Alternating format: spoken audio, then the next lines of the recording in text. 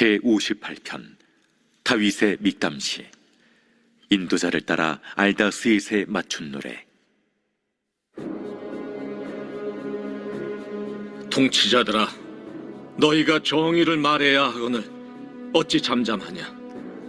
인자들아, 너희가 올바르게 판결해야 하거늘 어찌 잠잠하냐? 아직도 너희가 중심에 악을 행하며 땅에서 너희 손으로 폭력을 달아주는도다. 악인은 모태에서부터 멀어졌으며 나면서부터 곁길로 나아가 거짓을 말하는도다. 그들의 독은 뱀의 독 같으며 그들은 귀를 막은 귀머거리 독사 같으니 술사에 홀리는 소리도 듣지 않고 능숙한 술객의 요술도 따르지 아니하는 독사로다. 하나님이여, 그들의 입에서 이를 꺾으소서.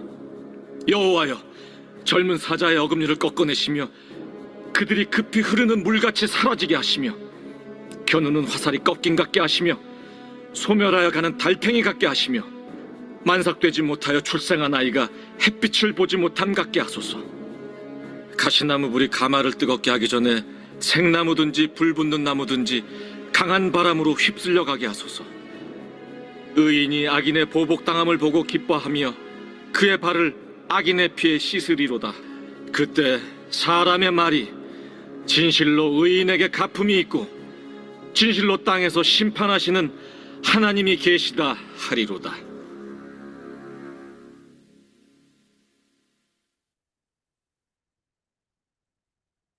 오늘 시편 58편의 말씀은 지혜의 시입니다. 오늘 말씀을 읽으면 지혜를 배우는 이익을 얻게 됩니다.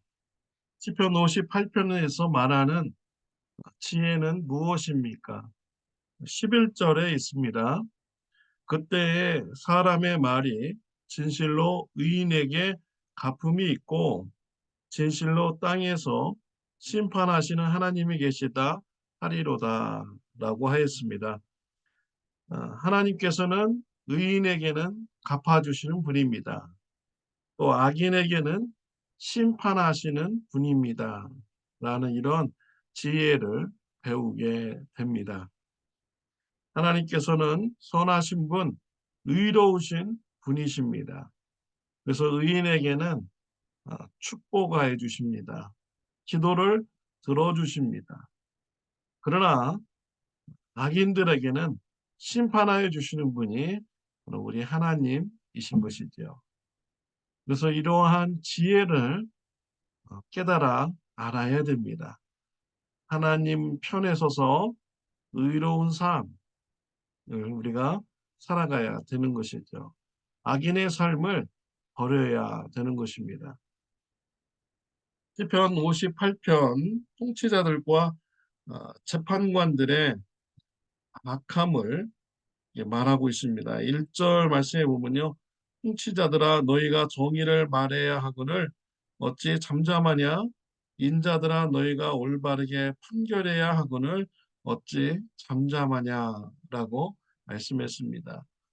통치자들이 정의를 말해야 되는데 말하지 않는다라는 것이죠.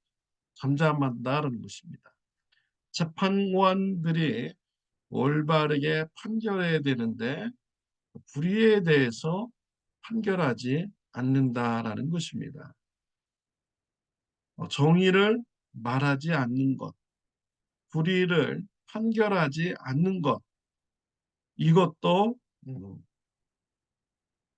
악한 행동인 것입니다. 정의를 올바르게 말해야 되고요. 불의를 올바르게 지적을 해야 의로운 삶을 살아가는 것입니다. 왜 정의를 말하지 않습니까? 왜 불의를 불의하다라고 말하지 못합니까? 그 사람은 그 마음에 악이 있기 때문입니다. 2절 말씀에 보면은 아직도 너희가 중심에 악을 행하며 땅에서 너희 손으로 폭력을 달아주는도다 라고 했습니다. 마음의 중심에 악이 있기 때문에 정의를 말하지 않는 것이죠. 불의를 불의하다라고 말하지 않은 것입니다. 불의에 대해서 침묵하는 것, 그 이유는 그 사람 마음에 죄악이 있기 때문이죠. 악이 있기 때문인 것입니다.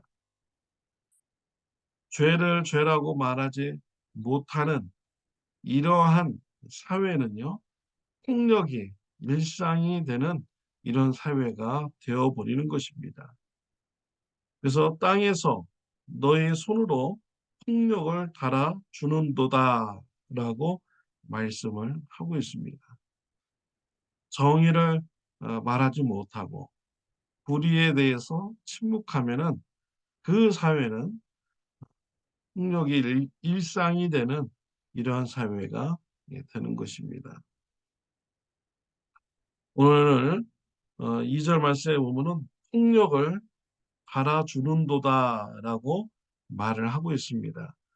폭력을 마치 무슨 저울에 달아서 무게를 재는 것처럼 말을 하고 있습니다. 이런 것은 통치자들이요, 정의에 대해서, 불의에 대해서 정확하게 저울을 재면서 말하는 것 같지만 정의를 말하지 않는 이런 통치자들을 말하는 것이죠. 재판관들이 정확하게 법대로 재판하는 것처럼 저울을 재는 것처럼 말하지만 불의에 대해서 말하지 않는 이런 재판관을 말하는 것입니다. 그래서 불의에 대해서 침묵하고 정의를 말하지 않는 이러한 그들의 모습을 말하는 것이죠. 이러한 통치자와 재판관이 있는 이러한 사회는요, 폭력이 난무하는 사회가 되는 것입니다. 3절에 보면 악인은 모태에서부터 멀어졌으며 나면서부터 곁길로 나아가 거짓을 말하는도다. 통치자들의 그런 악한 마음, 재판관들의 악한 마음, 그 거짓말하는 그런 입술, 언제부터 시작이 됐습니까? 어머니 뱃속에서부터 그 거짓말이 시작이 되었다라는 것입니다. 출생 자체부터 죄악된 존재이다라고 말하고 있는 것입니다. 4절, 5절에 보면 이러한 죄인들, 악인들은 독사와 같은 존재라는 것이죠. 독사의 독이 사람을 해치듯이 그들의 거짓말하는 그런 입술이 사람을 해치는 이런 입술이 되었다라고 말씀하고 있는 것입니다. 시인은 하나님께 악인을 심판해 달라고 간구하고 있습니다. 6절에 보면 사자의 어금니를 꺾어내시며 라고 했습니다. 사자의 어금니를 꺾어내듯이 악인을 심판해 주십시오 라고 했습니다. 사자의 어금니가 꺾여지면 어떻게 되겠습니까? 사자가 음식을 제대로 먹지 못하게 되죠. 힘없는 사자가 되는 것입니다. 빈약한 사자가 되는 것이죠. 악인을 심판하여서 빈약한 자, 힘없는 자로 심판하여 주십시오 라고 간구하는 것입니다.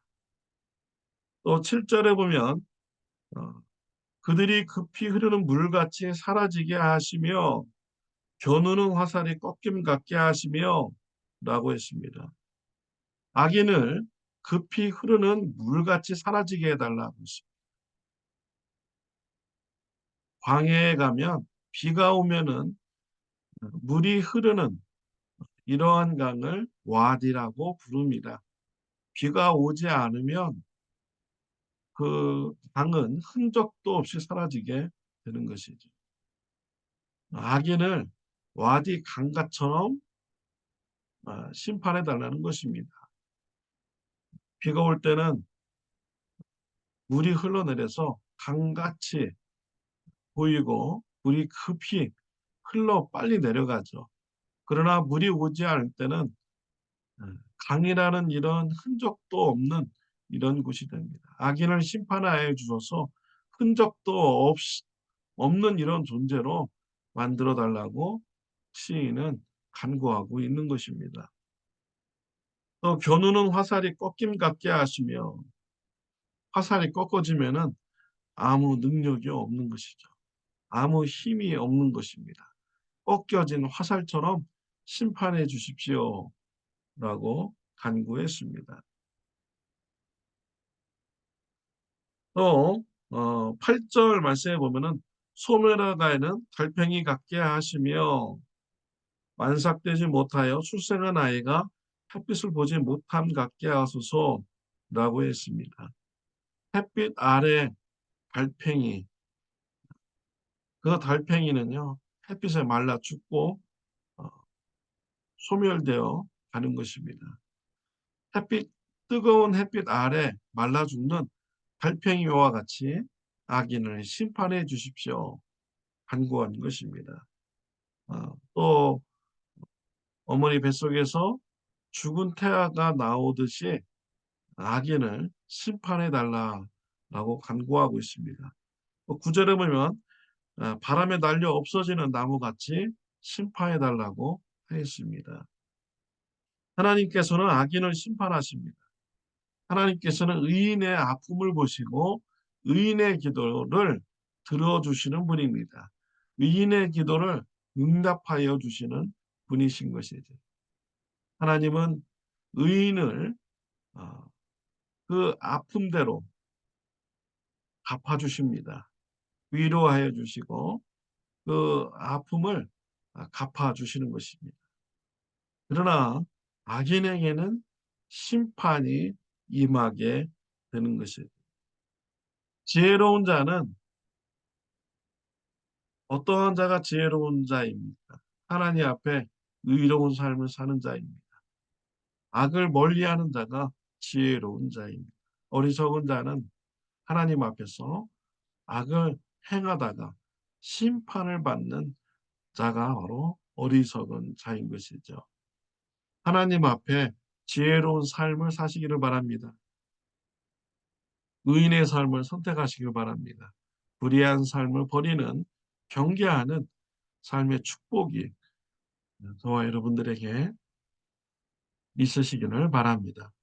기도드리겠습니다. 하나님 아버지 감사합니다. 말씀을 통하여 지혜로운 삶을 배우게 해주시니 감사합니다. 악인의 삶을 버리게 하여 주옵소서. 의인의 삶을 살게 하여 주옵소서. 예수님의 이름으로 기도드렸습니다. 아멘. 좋은 하루 되시기를 바랍니다.